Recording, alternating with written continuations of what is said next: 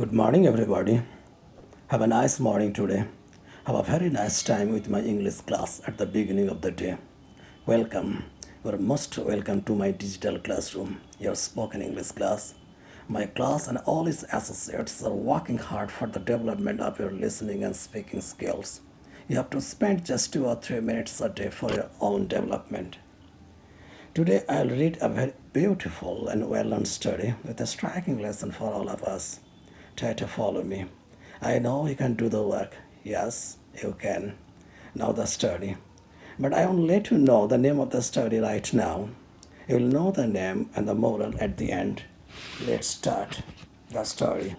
The lion was asleep in his den one day when a mischievous mouse, for no reason at all, ran across the outstretched paw and up the royal nose of the king of beasts, awakening him from his nap. The mighty beast clapped his paw upon the now frightened little creature and would have made an end of him. Please, squeaked the little mouse. Don't kill me. Forgive me this time, O king. I shall never forget it.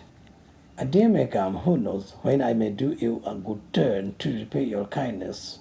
The lion, smiling at the little prisoner's fright, and amused by the thought that so small a creature ever could be of assistance to the king of beasts, let him go. Not long afterward, the lion, while ranging the forest for his prey, was caught in the net which the hunters had set to catch him. He let out a roar that echoed through the forest. Even the mouse heard it.